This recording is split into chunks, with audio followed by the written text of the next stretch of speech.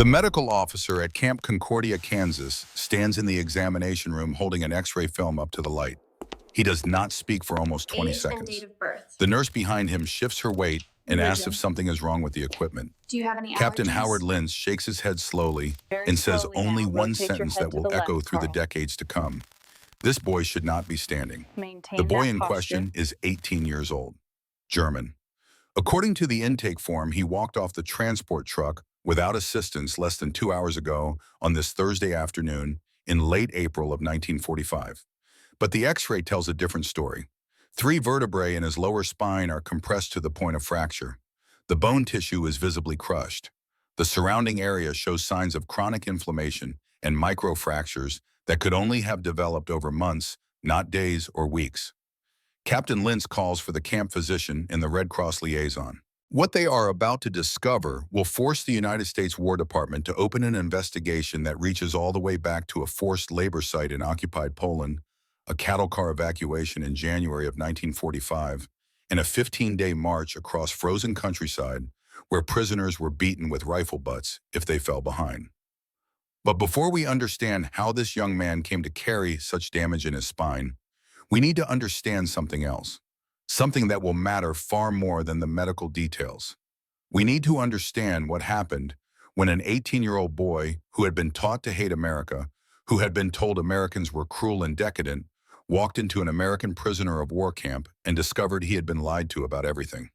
In the spring of 1945, a young German prisoner named Klaus Zimmermann arrived at Camp Concordia carrying more than just a broken back. He carried the weight of Nazi propaganda, Soviet brutality, and the certainty that the Americans who now held him would be no different from any other captor.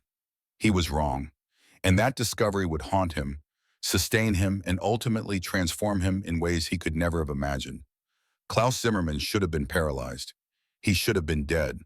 Instead, he was about to learn what it meant to be treated with dignity by the very people he had been trained to see as enemies.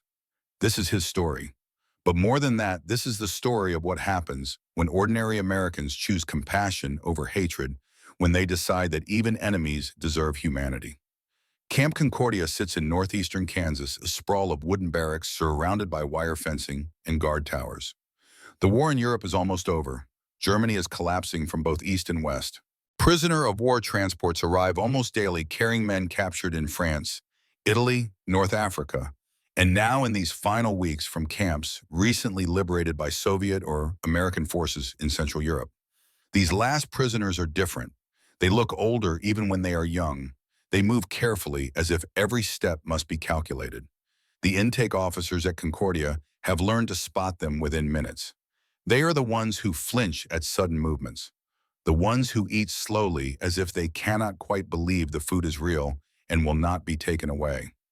Klaus arrives on a Thursday afternoon in a group of 32 German prisoners transferred from a temporary holding facility in New York.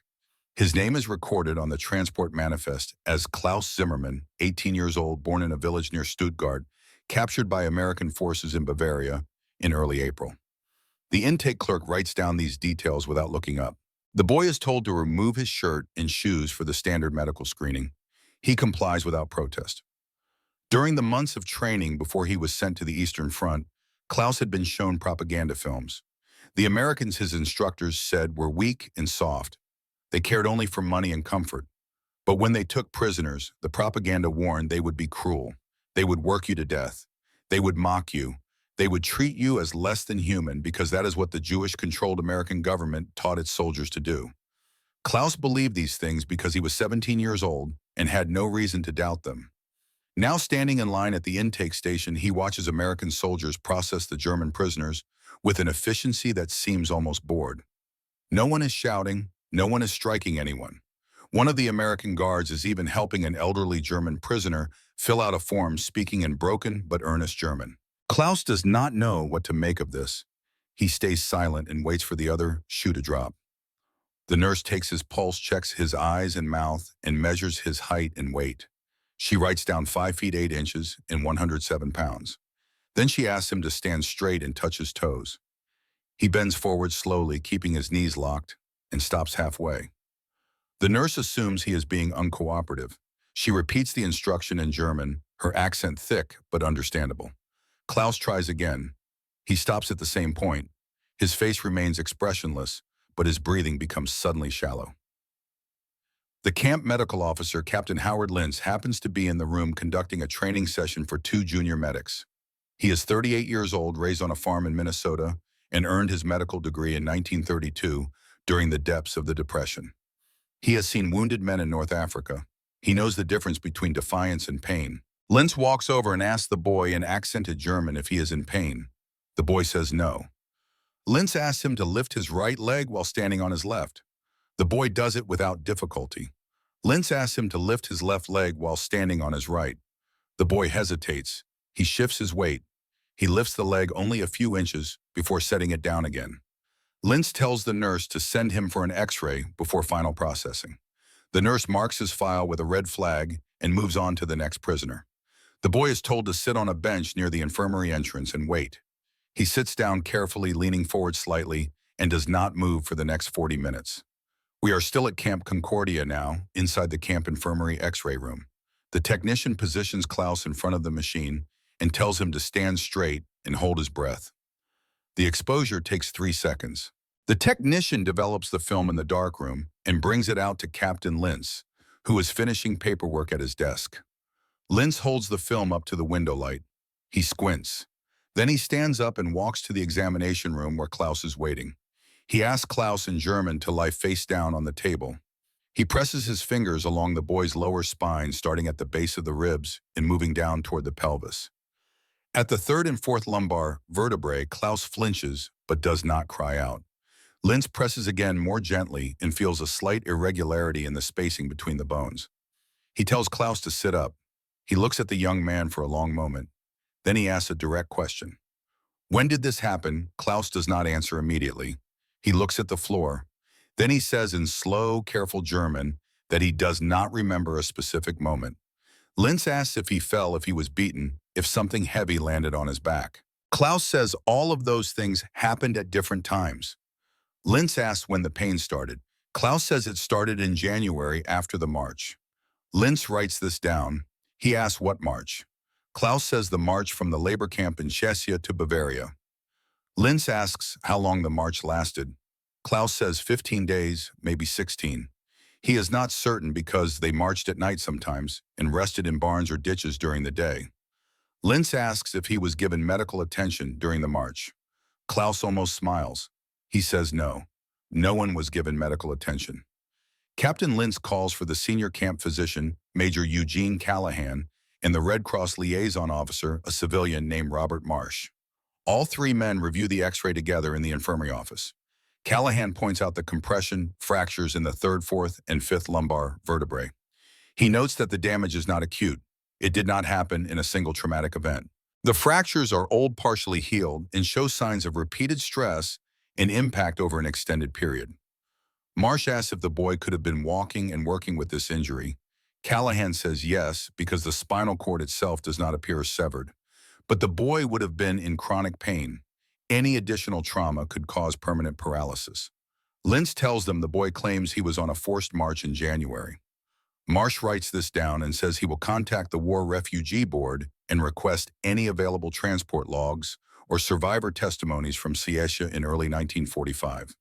Before Klaus can be interviewed in depth before the doctors can decide on treatment, there is the matter of dinner.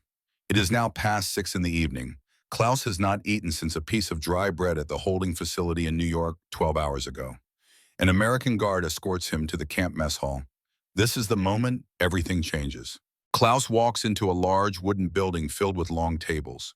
The smell hits him first. Meat. Real meat cooking. Not the thin vegetable broth he remembers from the Soviet labor camp. Not the scraps of fat and gristle the SS guards threw to prisoners during the march. The smell of beef stew, rich and heavy with onions and carrots. He gets in line with the other German prisoners. At the front of the line stands an American soldier, older than most of the guards, with weathered skin and kind eyes. This is Sergeant Bill Thompson, 53 years old, a cattle rancher from Texas who enlisted after Pearl Harbor, despite being well past the age requirement. He serves food with the easy competence of a man who has fed ranch hands for 30 years. Thompson looks at Klaus and sees a boy who weighs barely more than 100 pounds. He ladles beef stew into a metal tray. Then he adds a thick slice of bread, real butter on the side, a cup of coffee. And then because Sergeant Thompson believes that no one, not even a German prisoner, should go to bed hungry, he adds a slice of apple pie. Klaus stares at the tray. He looks up at Thompson. The American smiles and says something in English that Klaus does not understand, but the tone is clear. Eat, enjoy. Klaus carries his tray to a table and sits down. He picks up the spoon. He takes a bite of the stew. The meat is tender. The broth is seasoned with salt and pepper and herbs he cannot name. It is the first proper meal he has eaten in 8 months. Around him, other German prisoners are eating with the same stunned silence. One older man begins to cry quietly into his stew. Another prisoner whispers in German, asking if this is some kind of trick. Are they fattening us up before something terrible happens? Klaus does not answer. He eats slowly, methodically. He finishes the stew. He eats the bread. He drinks the coffee, which is hot and real and sweetened with actual sugar. He saves the pie for last. Apple pie still warm with a flaky crust that crumbles at the touch of his fork. He takes one bite, then another. He thinks about the propaganda films, the instructors who said Americans were decadent and weak. He thinks about the Soviet guards who beat him for moving too slowly. He thinks about the SS officer who would have shot him on the 8th day of the march if not for Otto Hartmann. And for the first time in months, Klaus Zimmermann allows himself to feel something other than fear or pain. He feels confusion, because nothing he was taught prepared him for this moment. Nothing explained why the enemy would feed him better than his own side ever did. The next morning, Klaus wakes in a barracks with clean sheets and a pillow. This too is unexpected. He goes to breakfast, still half convinced that yesterday was an anomaly. But the American cook serves him again. This time it is eggs, fried potatoes, toast, and strips of crispy bacon. Klaus has not seen bacon in a year. During his childhood in the village near Stuttgart, bacon was a luxury reserved for Sunday mornings. During the war, it disappeared entirely. Now an American soldier is putting 3 strips on his tray as casually as if it were nothing. Klaus sits down at the table. He picks up 1 strip of bacon. It is still hot. The edges are crispy and dark. He bites into it. The salt and fat explode across his tongue. The texture is perfect, crunching between his teeth and then melting. He closes his eyes. Another German prisoner sitting across from him is weeping openly. The man is perhaps 40 years old, with hollow cheeks and trembling hands. He holds a piece of bacon and stares at it as if it is a miracle. He says in German, "I have children.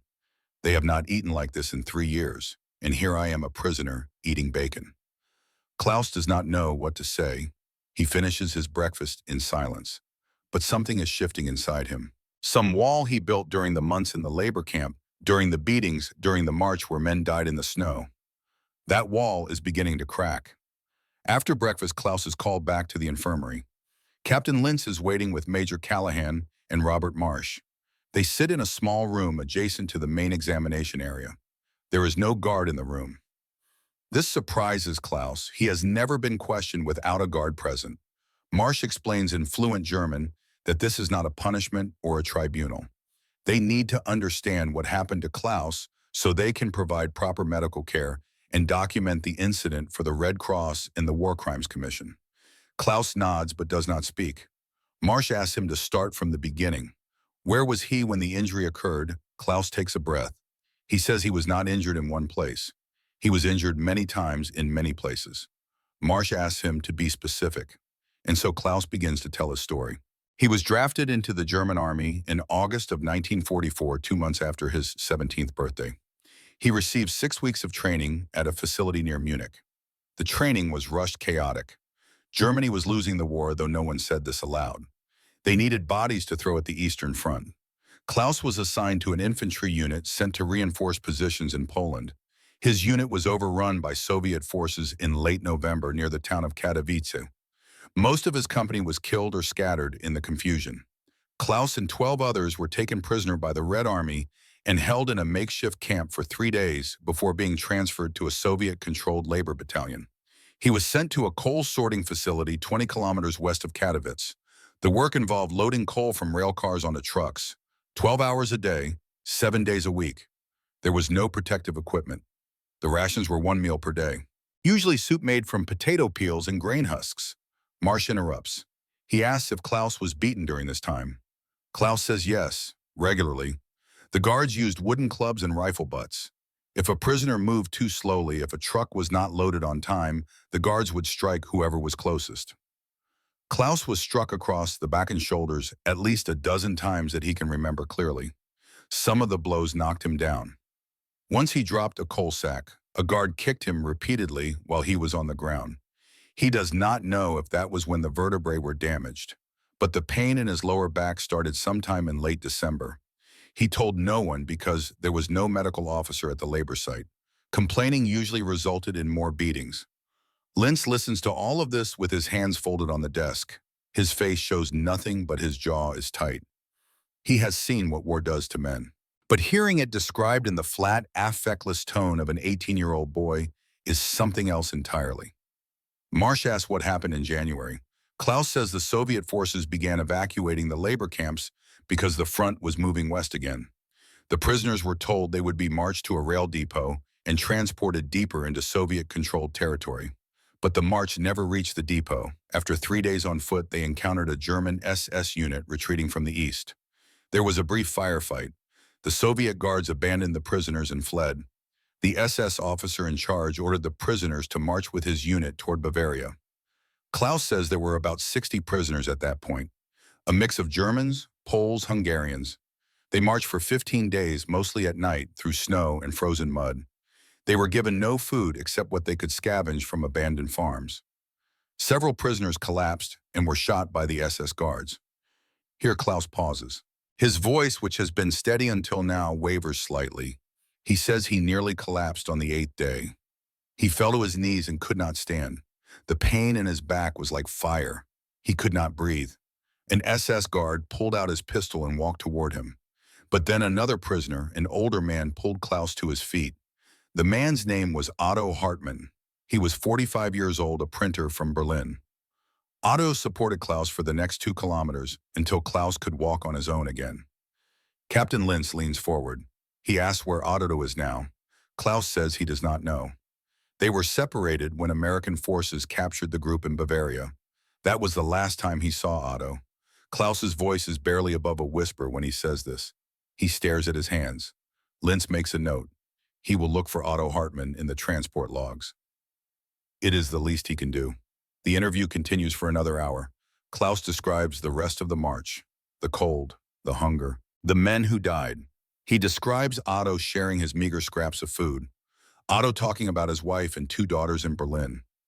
Otto saying on the 13th night with blood on his lips from coughing that Klaus would survive, that Klaus should find Otto's family when the war ended and tell them he tried. Klaus did not understand what Otto meant at the time. He understands now. When the interview finally ends, Marsh thanks Klaus for his cooperation. He says this information will be used to document war crimes committed by both Soviet and German forces. Klaus will not be punished for anything he has said. This is simply about recording the truth. Klaus nods.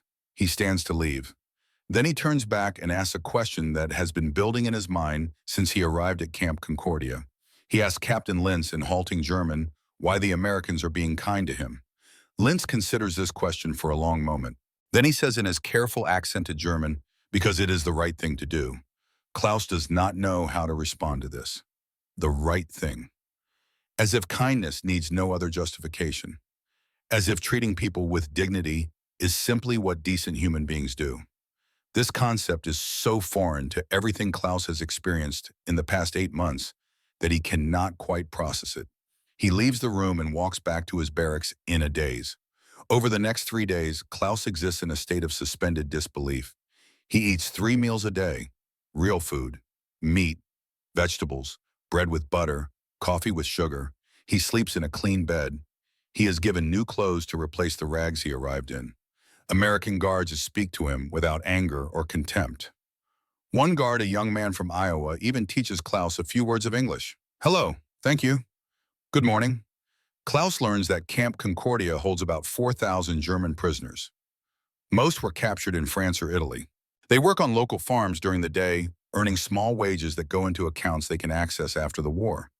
They play soccer in the evenings. They attend religious services on Sundays. They receive letters from home through the Red Cross. This is not what Klaus expected from captivity. This is not what he was taught to expect. And the dissonance between expectation and reality is slowly, inexorably changing something fundamental in how he sees the world.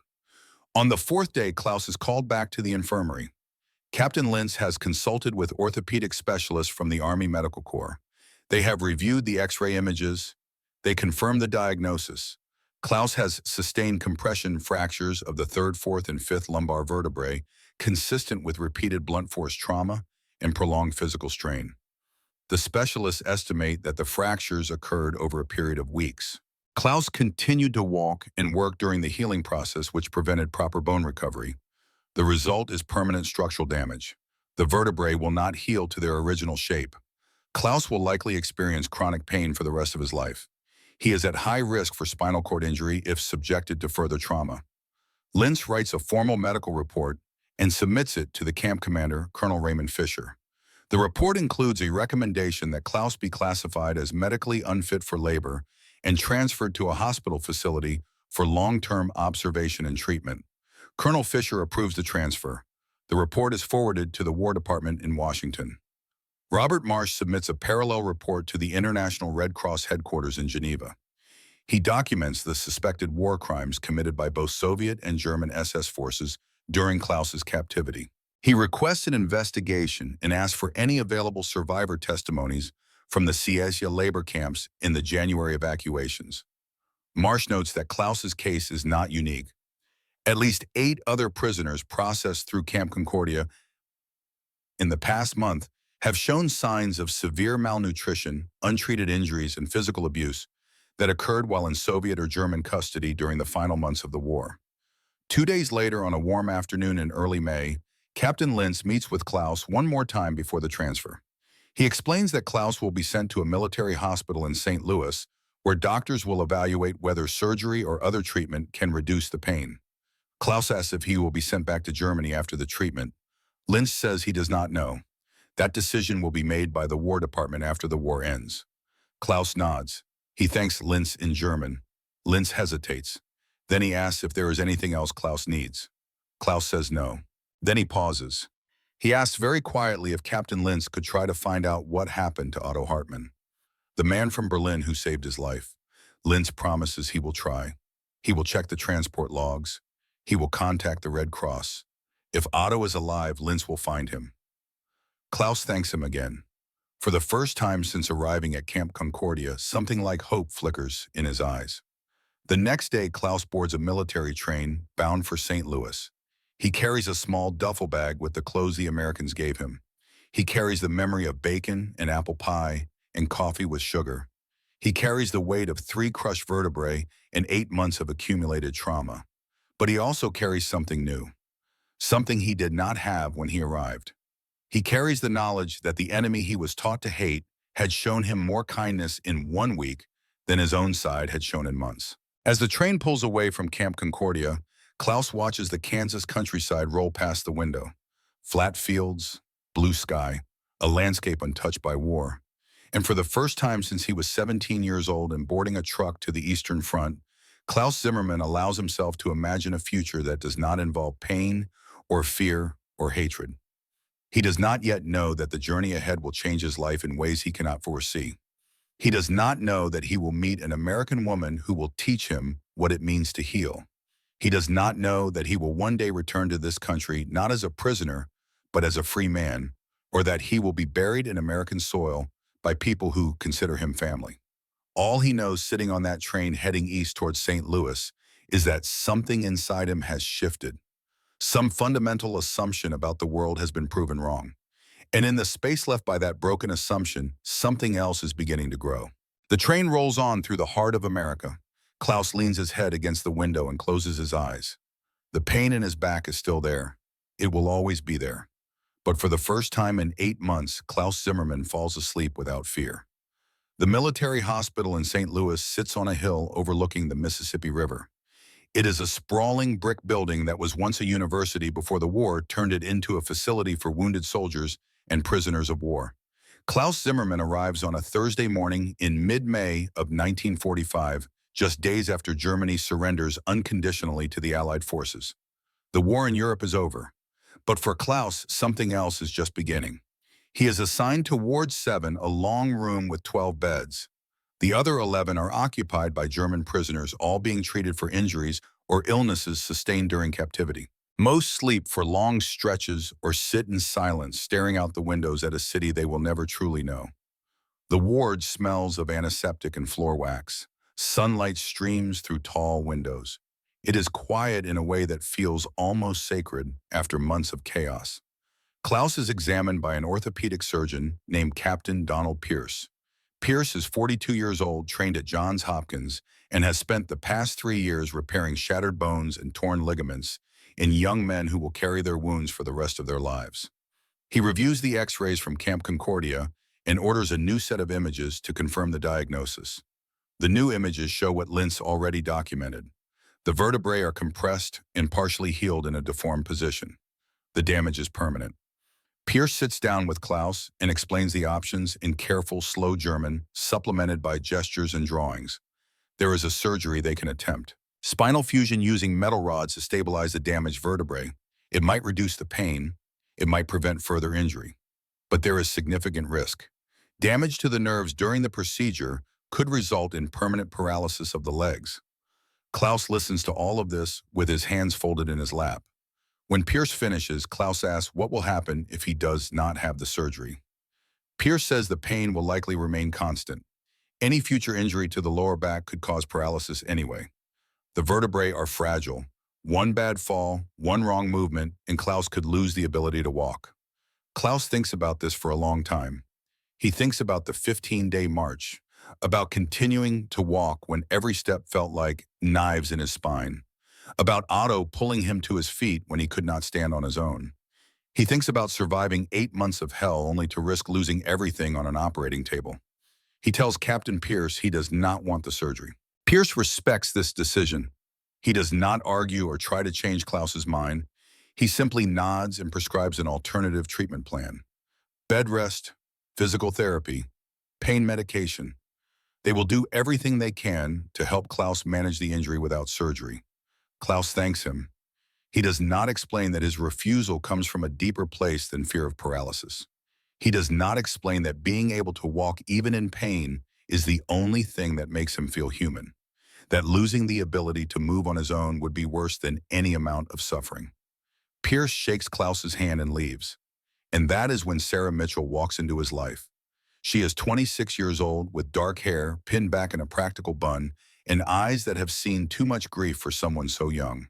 She wears the uniform of an Army physical therapist and carries a clipboard. When she enters the ward, she walks directly to Klaus's bed and introduces herself in clear, measured German. "Hello, Klaus. I am Sarah. I am going to help you get stronger." Klaus stares at her, an American woman speaking to him without fear or disgust, treating him as if he is a patient, not a prisoner, not an enemy, just a person who needs help. Sarah pulls up a chair and sits down. She explains that they will work together 3 times a week. She will teach him exercises to maintain flexibility and prevent muscle atrophy. She will show him how to sit, stand, and walk in ways that minimize strain on his damaged spine. Klaus nods but says nothing. He is not sure what to make of this woman who looks at him with professional courtesy, but also something else, something that might be compassion. What Klaus does not know, what Sarah will never tell him in those early weeks, is that her younger brother was killed at Normandy. He was 19 years old, a farm boy from Illinois who loved baseball and wanted to be a teacher. He died on a beach in France, shot by German soldiers who were probably not much older than he was. Sarah has every reason to hate Klaus, every reason to do the bare minimum and no more. But when she looks at this boy with hollow eyes and a body that should not be able to stand, she does not see the enemy. She sees someone's son, someone's brother, a victim of the same war that took everything from her. She chooses kindness, not because it is easy, but because it is right. The first therapy session is awkward and painful. Sarah guides Klaus through gentle stretching exercises. She shows him how to roll out of bed without twisting his spine, how to stand by engaging his core muscles rather than relying on his back. How to walk with shorter steps and a slight forward lean to reduce pressure on the damaged vertebrae. Klaus follows every instruction. He is a disciplined patient. He never complains. When Sarah asks if something hurts, he gives honest answers.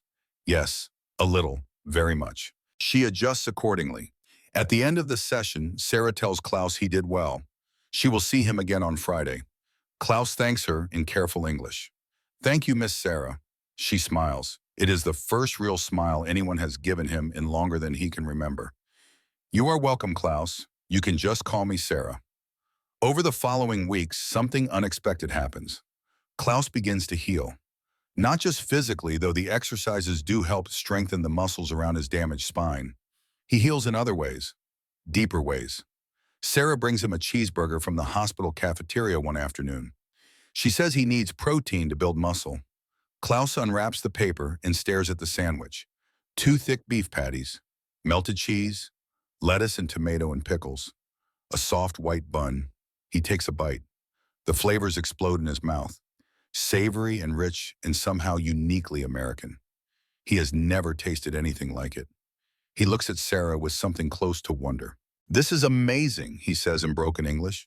Sarah laughs. Wait until you try a proper Texas barbecue. Klaus does not know what that means, but he files the words away. Texas barbecue, another piece of America he is learning about. During their sessions, Sarah asks about Klaus's family, where he is from, what his life was like before the war. Klaus tells her about the village near Stuttgart, about his parents, his younger sister Greta, who was 14 when he left. He has not heard from them since 1944. He does not know if they are alive. Sarah promises that the Red Cross will help him find them. She says it with such certainty that Klaus almost believes her. In the third week, Klaus mentions Otto for the first time. He does not mean to. They are doing stretching exercises, and Sarah asks if he is thinking about something. The expression on his face has changed, gone distant. Klaus hesitates. Then he tells her about the man from Berlin who saved his life. The printer who pulled him to his feet when the SS guard was about to shoot him, who shared his food and talked about his daughters and promised Klaus would survive even when Otto knew he would not. Sarah listens without interrupting. When Klaus finishes, his voice is barely above a whisper. His eyes are wet. Sarah does not pull away or change the subject. She sits with him in the silence. After a long moment, she says something that will stay with Klaus for the rest of his life. It is okay to grieve. It is okay to feel. Klaus looks at her. He says grief is weakness. We were taught this. Sarah shakes her head firmly. That is wrong. Grief is human. Being human is strength. Klaus does not fully understand this yet, but he is beginning to. That night, Klaus cries for the first time since he was captured. Quiet tears that soak his pillow in the darkness. He cries for Otto, for the other men who died on the march, for the boy he was before the war, for all the things he has lost and will never get back. But he also cries because someone finally gave him permission to. Because an American woman whose brother was killed by German soldiers told him it was okay to be human. In June, something extraordinary happens. The hospital staff organizes a baseball game.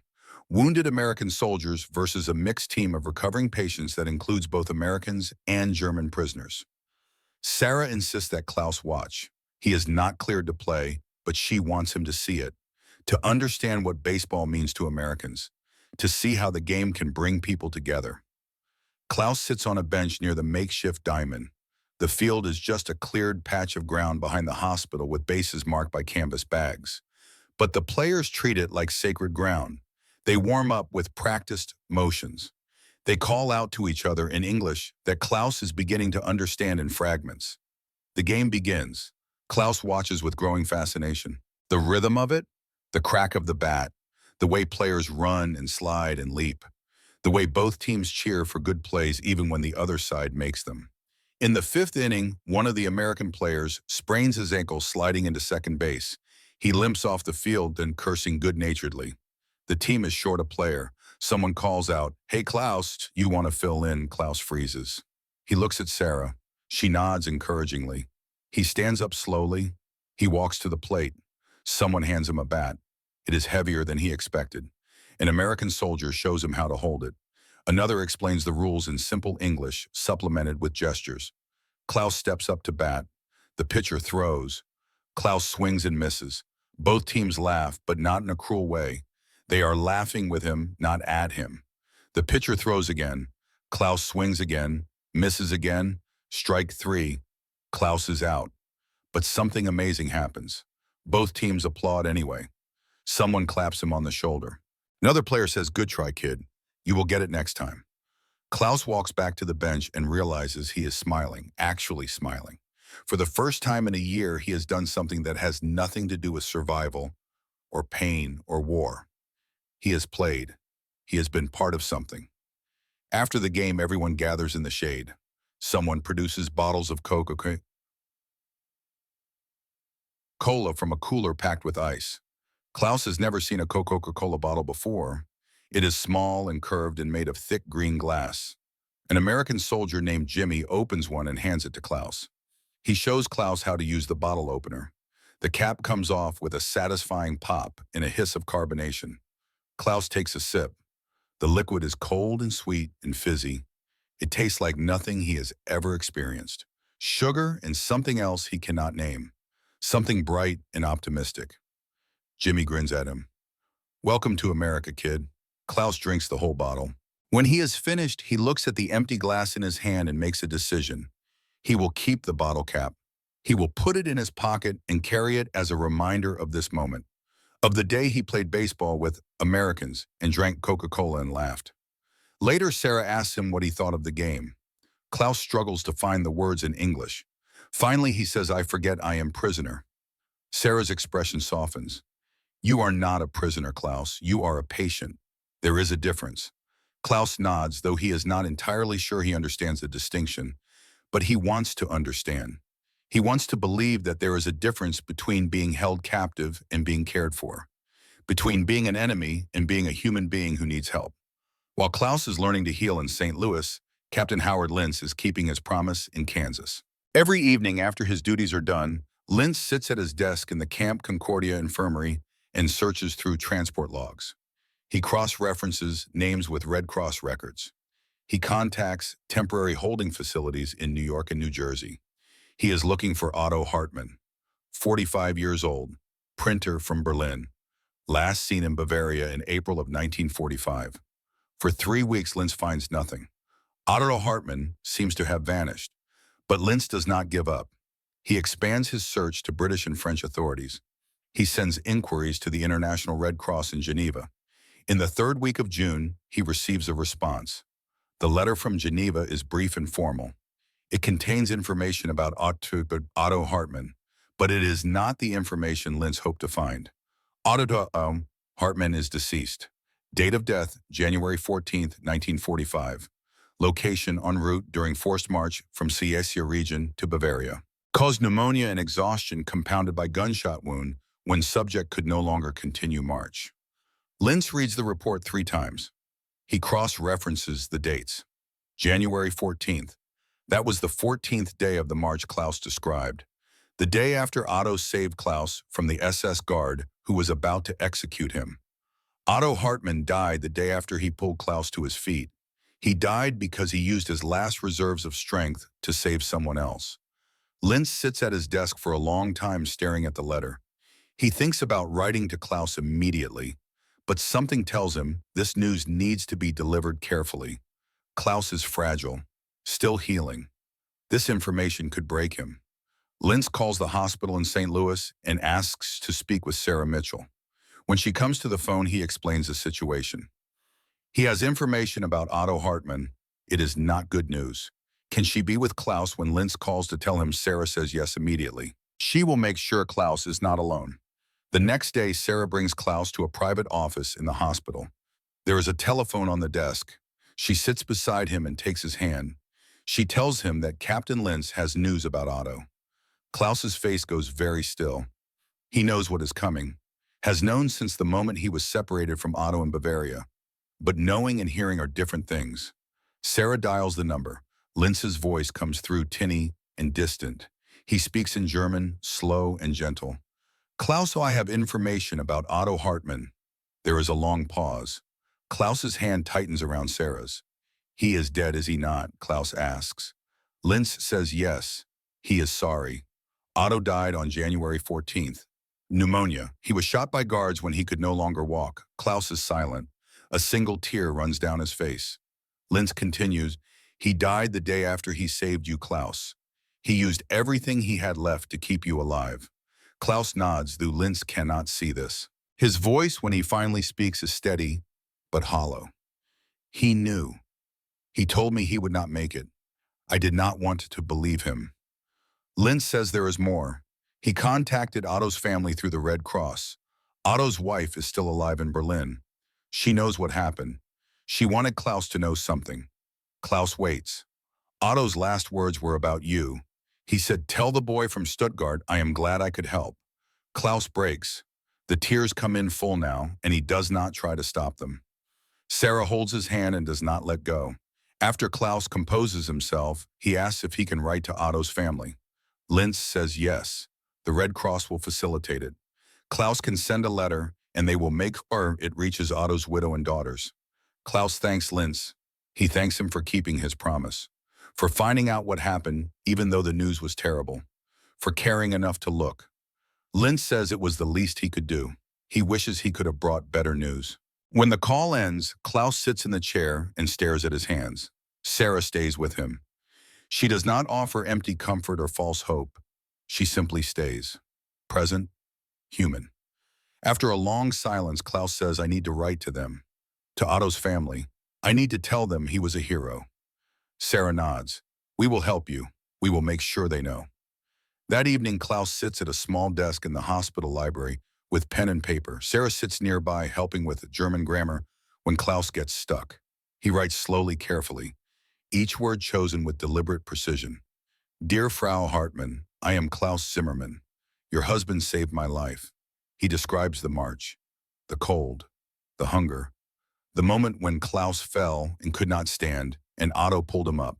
He describes Otto sharing his food, talking about his daughters, giving Klaus hope when there was no reason to hope.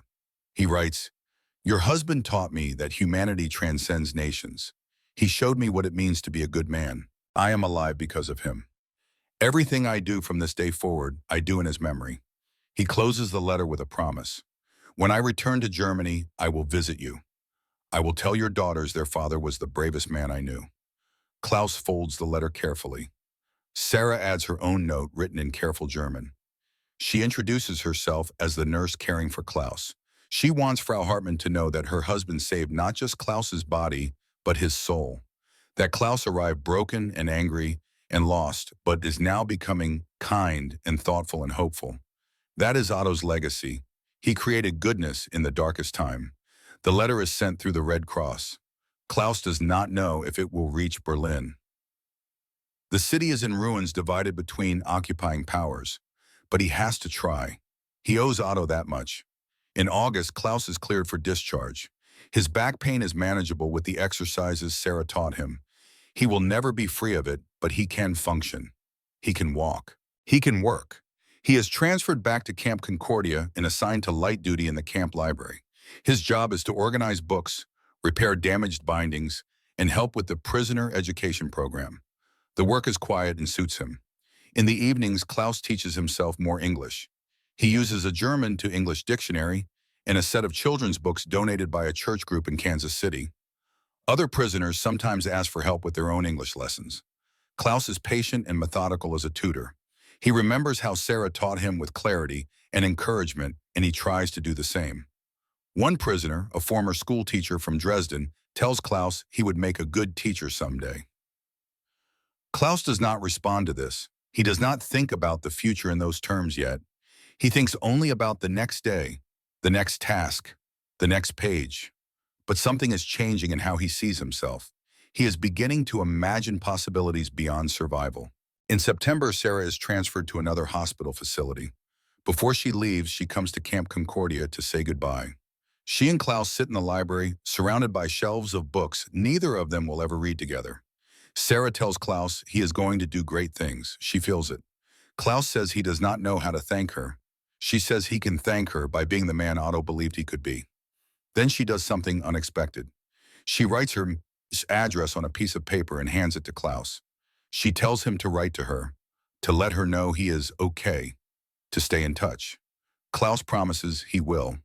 He folds the paper carefully and puts it in his pocket next to the Coca-Cola bottle cap from the baseball game. Sarah stands to leave. At the door, she turns back. She says, "You showed me something important, Klaus. You showed me why my brother's sacrifice mattered. Real freedom means treating even enemies with dignity. If we do not do that, what did he die for?" Klaus does not know what to say. He watches her walk away and realizes he has just lost one of the most important people in his life. But he also knows he will see her again. Somehow. Someday. Early 1946, the United States government begins the process of repatriating German prisoners of war. Klaus is classified as low risk. He was a conscript, not a volunteer. He has no Nazi party affiliation. He cooperated fully with the War Crimes Documentation Unit.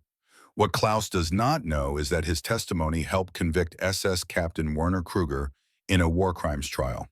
The information Klaus provided combined with accounts from 16 other prisoners sent Kruger to prison.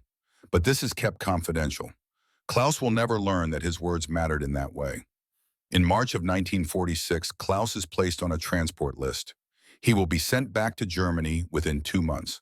Before he leaves, Captain Lintz calls him to his office one final time. Lintz has something for him. He pulls a small American flag from his desk drawer. It is only 6 inches across, the kind meant to be placed on a desk or carried in a pocket. "Keep this," Lintz says. "Remember what we fight for. Freedom, dignity, second chances." Klaus takes the flag carefully. He promises he will never forget American kindness. Lintz says, "Do not just remember. Pay it forward." Klaus does not fully understand what this means yet, but he will. In May of 1946, Klaus boards a Liberty ship bound for Bremerhaven. There are 280 German prisoners aboard, all heading home to a country that no longer exists in the form they remember. Germany is occupied, divided in ruins. Klaus spends most of the voyage on deck, leaning against the rail and watching the ocean. On the last day before they sight land, another prisoner asks him what he will miss about America. Klaus thinks for a long time. Then he pulls the Coca-Cola bottle cap from his pocket. He has carried it for 9 months through therapy sessions and library work and the long winter at Camp Concordia. He says, this reminds me that people can be good." The prisoner does not understand. Klaus does not explain further. Some things cannot be put into words. When the ship docks in Bremerhaven, Klaus steps onto German soil for the first time in nearly 2 years. He is processed through a British-controlled repatriation center. He is given civilian clothes, a temporary identity card, and a travel voucher for rail transport. He takes a train south towards Stuttgart. The journey takes 4 days instead of 1 because the rail lines are damaged. Klaus sees the destruction, bombed cities, displaced people, the physical evidence of total defeat.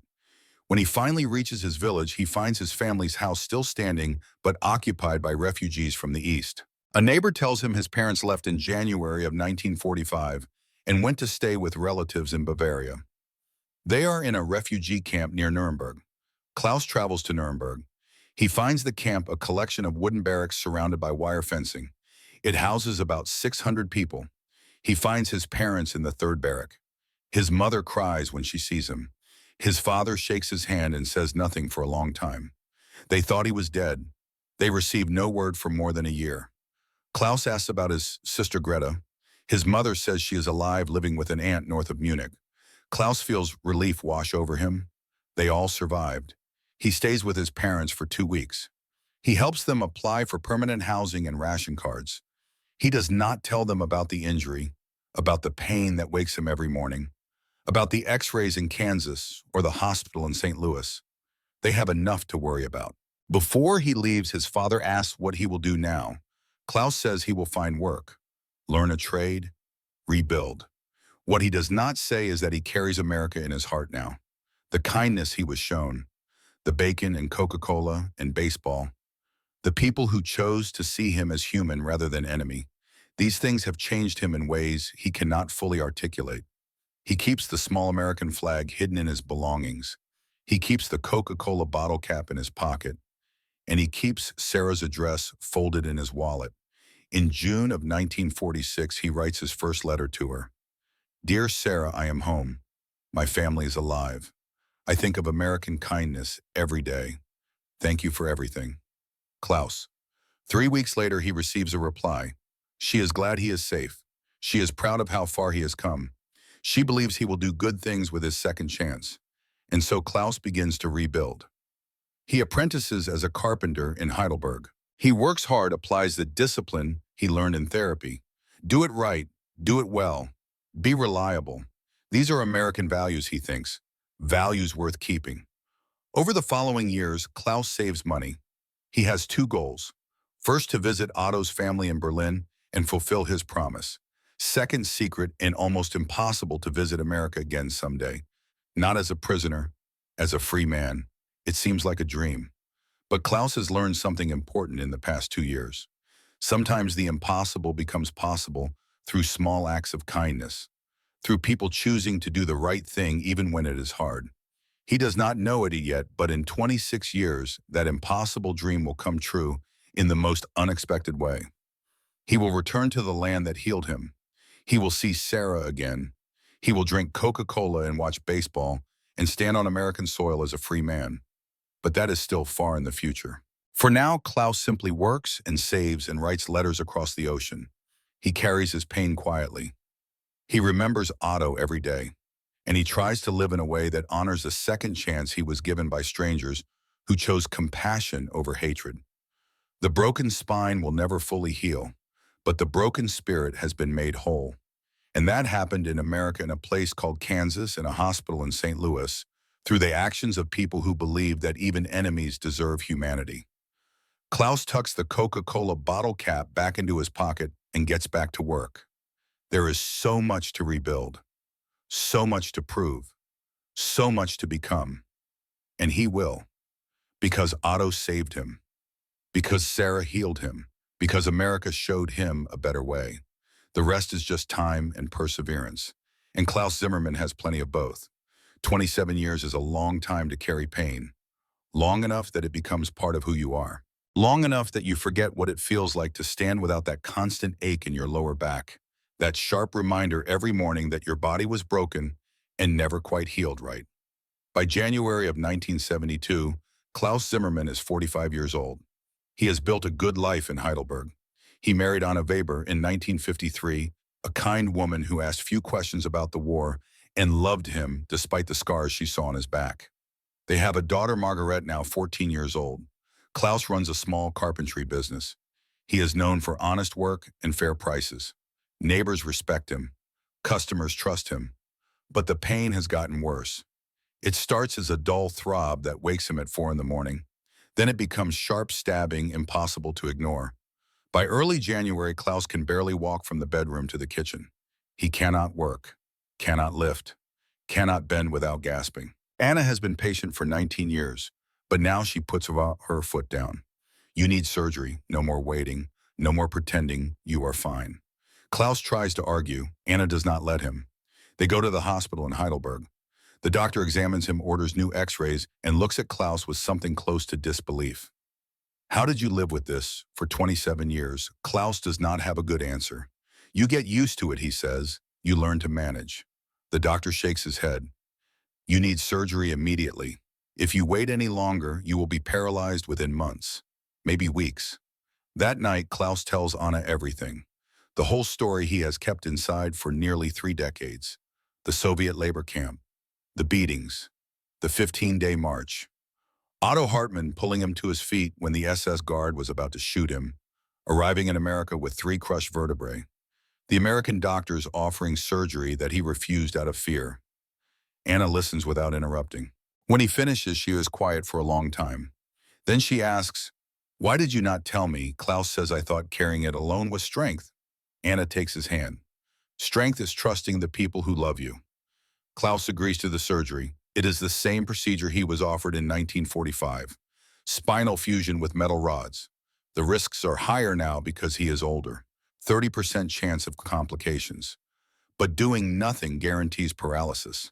He thinks about Margaret, about wanting to walk her down the aisle someday, about wanting to hold grandchildren, about all the years he has left and whether he wants to spend them in a wheelchair. The surgery happens in February, 6 hours on the operating table. When Klaus wakes, the first thing he does is wiggle his toes. They move. He can feel them. No paralysis. The pain is different now. Surgical pain, sharp and immediate, but not the deep chronic ache he has carried since 1945. Within 2 weeks, something remarkable happens. Klaus stands up from his hospital bed and realizes the constant pressure in his lower back is gone. For the first time in 27 years, he stands straight without pain shooting up his spine. He cries. The nurses think it is from the medication or the stress of recovery. But Klaus is crying because he forgot what this felt like. Forgot what it was like to exist in a body that does not hurt all the time. He goes home in March. The recovery is slow, but every day is better than the one before. By April, he is walking around the neighborhood. By May, he is back in his workshop doing light carpentry. And then the letter arrives. It comes on a Tuesday morning. The return address says St. Louis, Missouri, United States of America. Klaus's hands shake as he opens it. Dear Klaus, the letter begins. After all these years, I found your address through hospital records. My husband, Robert, passed away last year. Going through his papers, I found your letters from the 1940s and 50s. I am writing because of something extraordinary. Captain Howard Lentz is still alive.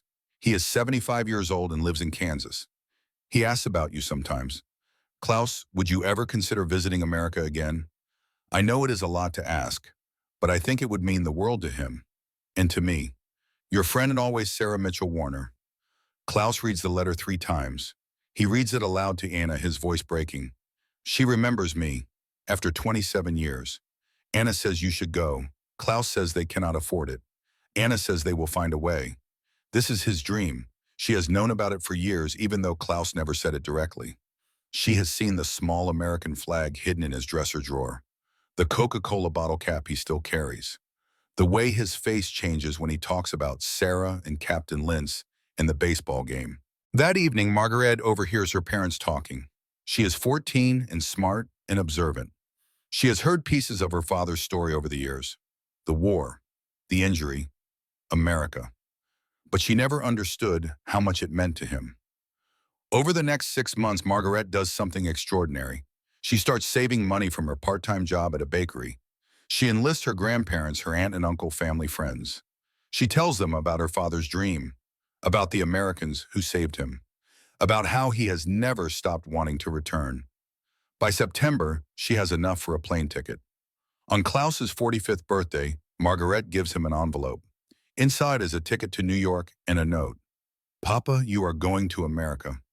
We all want this for you. Klaus cannot speak. He pulls his daughter into his arms and cries into her hair. When he can finally talk, he says, Otto gave me life. Sarah gave me hope. America gave me a second chance. Now you give me wings.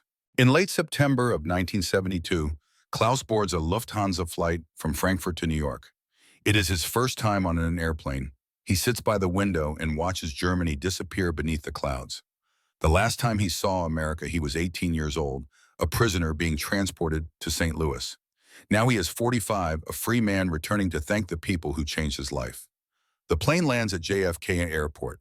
Klaus steps into the terminal and is overwhelmed by the size, the noise, the sheer abundance of everything. America is even bigger than he remembered. He takes a domestic flight to Kansas City. On the plane, a flight attendant offers him a Coca-Cola. Klaus smiles and says yes. When she brings the bottle, he holds it for a moment before drinking. 27 years since the baseball game. 27 years since Jimmy from Wisconsin said, "Welcome to America, kid." Klaus drinks the Coca-Cola and feels like he is coming home. Captain Howard Lentz lives on a small farm outside of Kansas City. The house is simple, surrounded by fields and a few horses. When Klaus pulls up in a rental car, Lentz is on the porch waiting. He is 75 now, white-haired and thinner than Klaus remembers, but his eyes are the same, kind and steady. Klaus gets out of the car. They look at each other across the yard. Then Lentz says, Klaus. Klaus nods. Captain Lentz. They meet in the middle and embrace. Two men who have not seen each other in 26 years, who come from different worlds but are connected by a moment of compassion in a Kansas prison camp during the final days of a terrible war. Lentz's wife, Margaret, watches from the doorway, wiping her eyes. They sit on the porch and talk for hours. Linz wants to know everything. Klaus's family, his work, his life. Klaus tells him about Anna and Margareta, about the carpentry business, about finally getting the surgery. Linz listens and nods. Then he says, I kept your x-rays. Do you want to see them? Klaus says yes. Linz brings out the films from 1945. They hold them up to the afternoon sun. Klaus has brought his post-surgery x-rays from 1972. They compare them side by side, broken and healed. Linz says, look at that. You did it. You survived. Klaus says, we did it. Together. They talk about Otto Hartmann. Klaus shows Linz the pocket watch that Otto's widow gave him when he visited Berlin in 1950. He wears it every day. Linz says he tried to find Otto. He is sorry he could not save him. Klaus shakes his head. You did save him. You made his sacrifice matter. Because you cared for me. Otto's kindness rippled forward. Later they walk through the fields. Klaus moves carefully but without the constant pain. Linz notices, you are walking better than I expected. Klaus tells him about the surgery, about carrying the injury for 27 years because he was afraid, about finally trusting doctors again. Linz stops walking and looks at Klaus. You know what the real miracle is? Not that you survived with that injury, but that you let yourself heal. That takes more courage than enduring pain. Klaus has never thought about it that way. But Linz is right. The next day, Klaus flies to St. Louis. Sarah Warner is waiting at the airport. She is 53 now, her dark hair streaked with gray, but her smile is exactly the same. When she sees Klaus, she gasps. Oh my God. Klaus, they hug for a long time. People in the airport walk around them annoyed at the obstruction, but neither of them cares. Sarah drives Klaus through St. Louis. They go to the old military hospital, now converted to a VA center. They walk to the field where the baseball game happened. It is overgrown now, but Klaus can still see where the bases were. This is where I learned to laugh again, he tells Sarah. They sit in a diner booth. Sarah orders 2 Coca-Colas. When they arrive, she raises her bottle. To Otto, to recovery, to second chances. Klaus touches his bottle to hers. To American kindness that changed my life. They talk for hours. Sarah tells him about her late husband, a teacher she met in 1951. They had a good marriage, 2 children, 4 grandchildren. But she never forgot Klaus or the summer of 1945 when a German prisoner taught her that hatred was easy and compassion was brave. Klaus gives her something he made in his workshop. A wooden box hand-carved with intricate detail. Inside is a carving of the hospital room, the baseball field, and a Coca-Cola bottle. The inscription reads, to Sarah who showed me freedom. Thank you, Klaus, Sarah cries. She says she will treasure it forever. Then Sarah tells Klaus she has a surprise. She called Anna last week. They have been planning something. The next day, Klaus goes to the airport to pick up Margareta. She is on a flight from Frankfurt sent by Anna, with the last of their savings and contributions from the extended family. Anna wanted Margaret to see her father's America, to understand what shaped him. When Margaret walks through the arrival gate, Klaus cannot believe it. His daughter, here, in America. They spend 2 weeks together, father and daughter exploring the country that saved Klaus's life. They drive to the Grand Canyon. Margaret stands at the edge and stares at the vast emptiness. Klaus says, this is freedom, Margaret. Space to breathe, space to dream, space to become anything you want. They go to Texas and visit the ranch owned by Sergeant Bill Thompson's grandson. Thompson himself passed away in 1968, but his family remembers the German prisoners. They remember how Thompson insisted on feeding them properly, treating them with dignity. The grandson teaches Margaret to ride a horse. Klaus watches his daughter gallop across the Texas plains and feels something break open in his chest. Joy. Pure and uncomplicated. That evening, sitting on the porch watching the sunset, Margaret asks Papa, why does America mean so much to you? Klaus thinks about how to answer. Finally, he says, because when everyone else saw an enemy, Americans saw a person. That is a gift I can never repay. They drive to New York City, Times Square, the Empire State Building, and there on a massive billboard, a Coca-Cola advertisement. Klaus points to it. See that? That symbol meant hope to me. Still does. Margaret looks at her father, this quiet man who rarely talks about his feelings, and she sees tears in his eyes. She says, Papa, it is just soda. Klaus shakes his head. No Liebling. It is a symbol of a nation that treated enemies with dignity. That is worth more than gold. On their last night in America, Margaret asks if they can watch a baseball game. They go to a Cardinals game in St. Louis. Klaus explains every rule with passion. He knows them all by heart, learned during that summer of 1945. During the seventh inning stretch, everyone stands and sings, "Take Me Out to the Ball Game." Klaus sings along, still remembers every word. Margaret is amazed. "Papa, how do you know this song?" "I learned it when I learned to be free." On the flight back to Germany, Margaret tells Klaus she wants to live in America someday. Klaus says she should. "This country gave me a second life. Maybe it will give you a first one that is truly yours." Then Margaret says something that Klaus will remember forever. "And maybe someday, Papa, you will be buried here, in the place that healed you." Klaus looks at his daughter and nods slowly. Maybe. The years that follow are good ones. Klaus's pain is manageable now. He works into his 60s. He and Anna travel occasionally. They visit Margaret when she moves to Boston in 1980 for graduate school. She marries an American man and settles in Virginia. Klaus writes to Sarah and Linz every year. Christmas cards, updates, photographs. In 1990, he and Anna visit Margaret and meet their two grandchildren. They spend 3 months in America, and Klaus shows Anna all the places that mattered. Kansas, St. Louis, Texas. Anna finally understands. She sees the way Americans greet Point Klaus, the way veterans shake his hand when they learn his story, the way he belongs here in a way he never quite belonged anywhere else. In 1993, Captain Howard Linz passes away at the age of 86. Klaus flies to Kansas for the funeral. He delivers a eulogy that reduces the congregation to tears. "Captain Linz showed me that true strength is compassion. True courage is kindness to those who cannot repay it. He treated me with dignity when he had every reason not to." That changed everything. Klaus places an American flag on Linz's grave. Then he does something he has never done before. He salutes. A German carpenter saluting an American doctor who saved his life 50 years ago. By the spring of 1998, Klaus is 71 years old and his heart is failing. The doctors say there is nothing more they can do. He has months, maybe weeks. Klaus is moved to a nursing home near Heidelberg. Anna visits every day. Margaret flies from Virginia and stays for 2 weeks. One afternoon, Klaus asks Margaret to sit with him. He has something important to say. "I want to be buried in America." Margaret is surprised. "Papa, you are German. Your family is here." Klaus shakes his head. "I was born German, but I became human in America. My soul belongs there, with Otto's spirit, with the people who showed me grace." Margaret promises she will honor his wish. Klaus spends his final weeks writing letters. To Anna, to Margaret, to his grandchildren, and one final letter that he seals and tells Margaret to read at his funeral.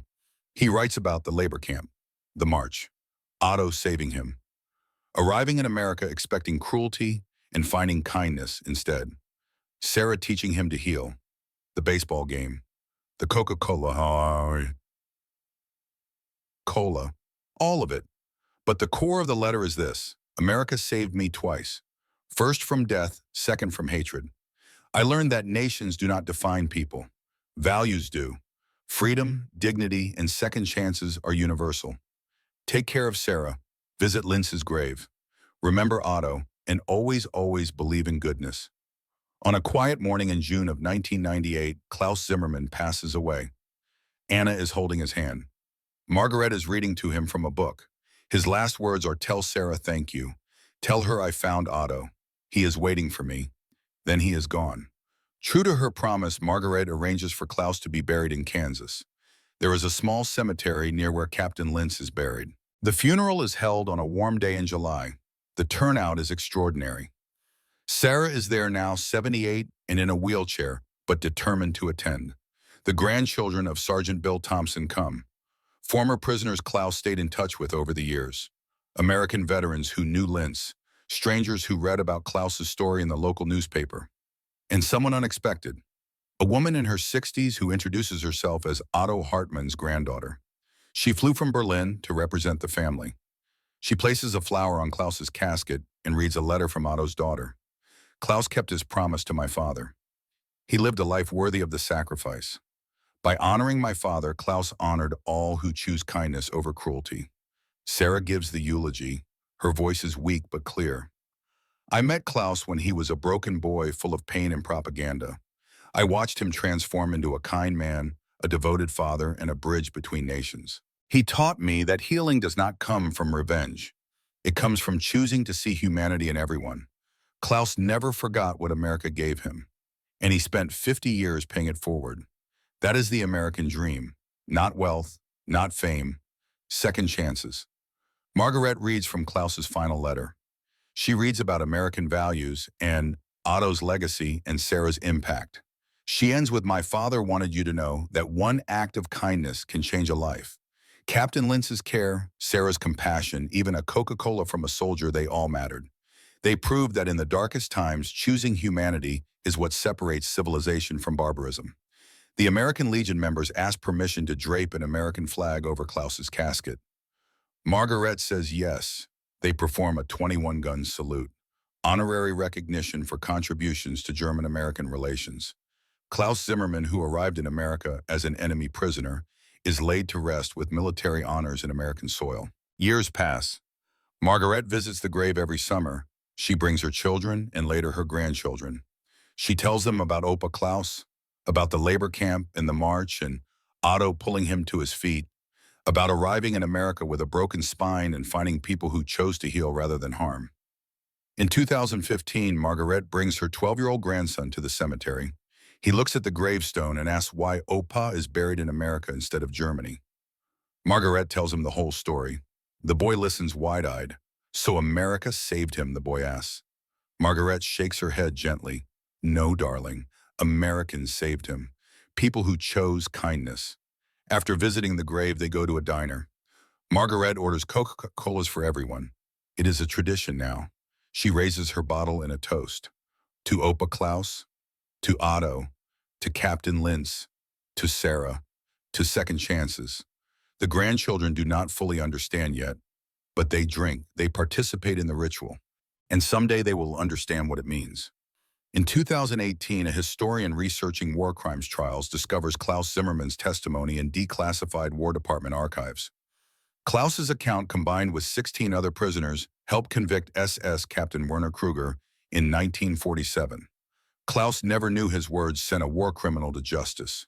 The information was kept confidential. The historian writes an article. Klaus Zimmermann's words mattered. His life proved reconciliation was possible. His legacy lives on, and it does, in ways both large and small. In the carpentry shop in Heidelberg that still bears his name. In the scholarship fund Margaret established for exchange students. In the wooden box Sarah kept until she died in 2003 and left to a museum. In the letters archived at the Holocaust Memorial Museum. In the grandchildren who drink Coca-Cola and remember. But perhaps the greatest legacy is simpler than all of that. It is the proof that one person's choice to show kindness can ripple forward through generations. That treating an enemy as a human being can change not just one life, but countless others. Klaus Zimmermann arrived in America as an enemy. He left as a friend, he returned as family. And he rests there still in Kansas soil beneath an American flag, surrounded by people who chose compassion over hatred and proved that the best of America lives not in its strength, but in its generosity of spirit. The broken spine healed. But more importantly, the broken spirit was made whole. And that happened because a few Americans in Kansas decided that even enemies deserve humanity. That is the American story worth remembering. That is the legacy worth preserving. That is what Klaus Zimmermann understood when he asked to be buried in the land that saved him. Not because America is perfect, but because it dares to believe in ideals worth striving for. Freedom, dignity, the unshakable conviction that everyone deserves a second chance. Klaus got his second chance. He used it well. And in doing so, he became living proof that kindness is never wasted, that mercy is always worth giving, and that the simple act of treating someone with respect can echo across decades and oceans and generations. In a small cemetery in Kansas, there is a gravestone that reads Klaus Zimmermann, 1927 to 1998. German soldier, American friend. He learned that freedom lives in hearts, not borders. Every summer, his family visits. They place flowers. They tell stories. They drink Coca-Cola in his memory. And on certain quiet evenings, when the wind blows just right across the Kansas plains, you can almost hear the crack of a baseball bat, the laughter of young men playing a game, and the voice of an 18-year-old boy discovering that the world is more beautiful and more kind than he ever imagined possible. That is Klaus Zimmermann's America. And it is still here waiting for us to remember what it means.